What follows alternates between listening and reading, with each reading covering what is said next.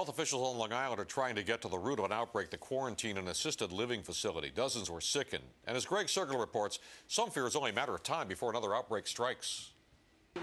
It's been a frustrating 3 weeks for Mary Murphy. Her mother-in-law was among the ill here at this Lynbrook assisted living facility, and better health. Greg Sergel, News 4 New York. Well, green beer may be the drink of choice today, but a new study suggests drinking green tea has plenty of health benefits. The study, published in the International Journal of Cancer, found that consuming green tea may protect women from breast cancer. When women drank tea, along with eating fresh mushrooms, the risk of breast cancer went down, they say, 90%. Researchers caution that a larger study needs to be done about this, but that's pretty remarkable if that study bears up. Green tea and mushrooms Green together. And mushrooms, yeah. Interesting. Yeah, it doesn't sound all that appetizing, but 90% drop. Yeah, but there you go. Well, the weather was appetizing today. Yes, it was. We couldn't have dreamed of better weather for St. Patrick's Day. Of course, we had the big parade down Fifth Avenue, and the weather was perfect for it. Our temperatures this afternoon warmed into the mid-50s after a low of 36 in the park. Near average temperatures today. Tomorrow will go slightly above as temperatures warm to near 60 tomorrow. Now, it will be a little chilly tonight. Already we're down to the 40s, but we get a little tease of spring before it officially arrives on Friday. There's some showers in the forecast on Thursday, and then some cooler weather coming up as we go towards the end of the week. Right now, it's 45 in Midtown, 50 in Monticello, 39 in West Hampton, so chilly out there. South-facing shores have been getting that breeze off the water, so it's a little bit cooler for you. Tonight's lows eventually low to mid to upper 30s tonight. Winds from the south. There'll be light across the area. Sky should be mostly clear. Temperature down to 31 in Milford, 36 in Newton, 38 in Elizabeth, and mid-30s in Plainview. Now, in terms of high temperatures tomorrow, it should be a nice, look at that, 62 in Elizabeth, Newton 64, mid-50s in Plainview, New Paltz at 62. We'll have plenty of sunshine tomorrow, and temperatures will be nice and mild in most areas. And this will be the warmest day of the week, 61 in the city and 64 in Hightstown. Here is the 7-day outlook. Nice day tomorrow, then some rain showers for Thursday. Cold front comes through and the temperatures drop back into the 40s during the day on Friday, which is when spring actually starts. Saturday, Sunday, mix of sun and clouds, 52, and we'll stay in the 50s through next week, so not bad at all. Not bad, right? Not bad. I'm liking it. Thank you very much, Janice. Yeah, sure. Up next as we continue, strapped for cash or simply just too loose with your money.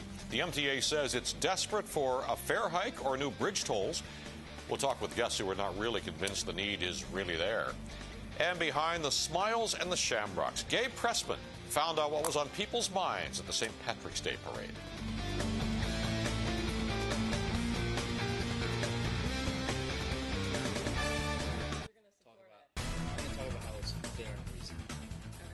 Well, it's the bottom of the hour and time for a recap of tonight's top stories. The sins of the father. Bernie Madoff's sons might have to pay for them. The federal prosecutors are going after some $30 million that Madoff gave to his sons Mark and Andrew over the last 5 years. That money was in the form of unsecured promissory notes. At a perfect day for a parade, an estimated 2 million people lined Fifth Avenue to soak up the sunshine and celebrate St. Patrick's Day. In just a few minutes, Gabe Preston is going to report on the mood at the march.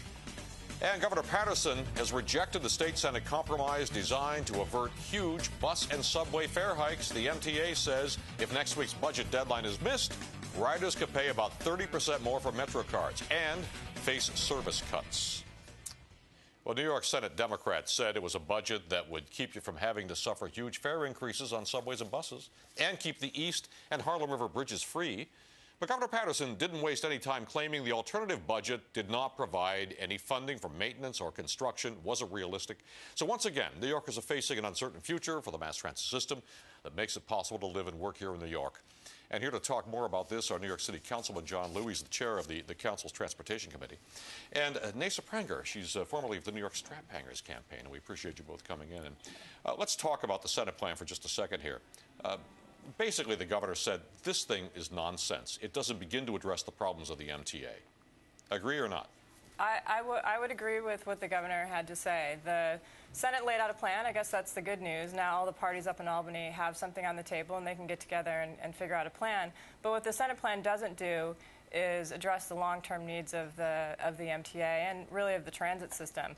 It's a short-term stopgap measure, and transit riders deserve more. Well, apparently not even short-term or stopgap. Apparently the 4% fare increase they envisioned is completely unrealistic according to one analysis. Well, I think according to the MTA's own numbers, this is a plan that will stave off the draconian service reductions that they've proposed, and they certainly will not need to go ahead with a 23% fare increase.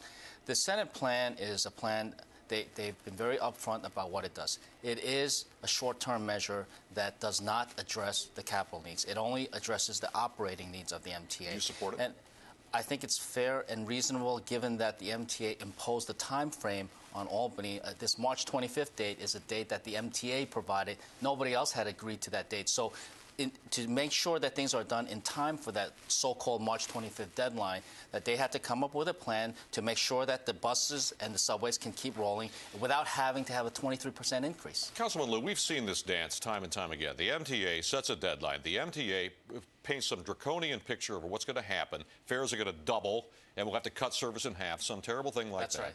Right. Unless there's more state aid and coming. That's the problem. Why doesn't the MTA take a closer look at itself? I mean, the MTA is a bloated, inefficient organization. I'm not going to argue with you there, Chuck. The problem here is that as much as we would like the MTA to be financially stable for a long term so that we don't have to revisit this thing a few years from now, and just keep in mind that just 3 years ago they had $1 billion surplus. Now they have $1 billion plus deficit. If we could rely on the numbers that the MTA was providing, then I think people, legislators included, would be far more comfortable in coming up with a long-term plan. Unfortunately, the only numbers that are available are the MTA's numbers themselves, and there is a little bit of a credibility issue going on here. All right, well, thank you both. We have to move along here. We appreciate both of you coming in to talk about this. We barely touched the tip of the iceberg of this very thorny problem, but we'll stay in touch. Okay. Okay, thank you. Sir. It was the ultimate economic hardship, famine, that brought so many Irish Americans to America's shores. And while no one is suggesting things could get that bad, economic worries did weigh heavily on many on Wall Street today and on St. Patrick's Day parade. They shared their concerns with Gabe Pressman. Parade. As is usual on this day, New York's firefighters won the medal for enthusiasm. While many in the crowd expressed sadness over the state of the economy, the bright sunshine and the very essence of this holiday seemed to lift the spirits of many. On Fifth Avenue, Gabe Pressman, News 4 New York. Now we're joining us now to talk about what St. Patrick's Day means in the city as novelist, essayist, chronicler of all things Irish-American, Peter Quinn. And Peter, we welcome you to the program here. It was good to see Gabe Pressman out in the parade route at 85, still covering parades, wasn't it? I remember him from 50 years ago. I'm a native New Yorker. I grew up in the Bronx, so it's a great familiar face. Makes you feel at home. Yeah. Well, everybody was saying his name behind him and distracting him. It was kind of amusing there. What does that parade mean to you? Well, my family are Irish immigrants. They originally came in the famine of 1847, which changed New York. New York, we now think of the essence of New York as an immigrant city. It wasn't until 1847, and you actually had 2 million Irish leave, and 1 million come through South Street into New York and changed everything. And for me, it's a parade about immigration, not just about Irish immigration, but about people coming from deprived situations to the city and finding a new life. You know, it's a remarkable fact. When you go to Ellis Island, you find out how many of us have relatives who came through Ellis Island. Well, and you also find out that something like 1 in 8 Americans can trace their ancestry back to someone in Ireland. Yeah. 1 in 8? One thing is there was no Ellis Island when the Irish came. I always say if they saw my relatives, they would have kept them out. But they established Castle Garden first, and then it was one of the consequences of Irish immigration that they had to make it more orderly. It was this transformative event for New York City. Well, it's transformative in many, many ways. Yeah, and I mean, I can still look at immigrants coming today at Chinese and Hondurans and Mexicans and say, that's my story, is their story. And to me, that's the St. Patrick's Day Parade, is about the triumph not just of the Irish, but of immigration. And there was a lot for the Irish to triumph over when they came here. They weren't exactly welcomed with open arms in this country when they first arrived. No, they were regarded, some people regard them as another race. There was a Charles Loring Brace who said the Irish brain size between that of an Ethiopian and an Englishman. And their Catholicism set their apart. And you had the largest third-party movement in American history, the American Party, essentially to end Irish immigration.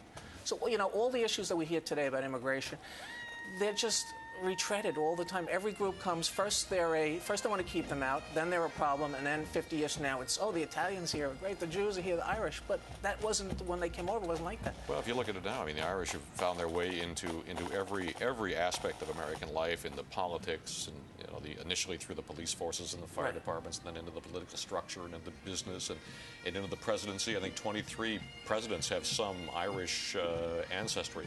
Well, for the Catholic Irish, the great moment of belonging was John Kennedy's election in 1860. That's when it was the ultimate symbol of approval in America, is the White House. And once they entered there, it was as if all the barriers had finally gone down. But it was, I think people sometimes forget what a long, hard road it was. Yeah, it was. And even Barack Obama has Irish ancestry. Yes, His mother's side. We'll put apostrophe in his name, Obama, for making him Irish. Yeah, he's the second Irish president. Yeah, okay.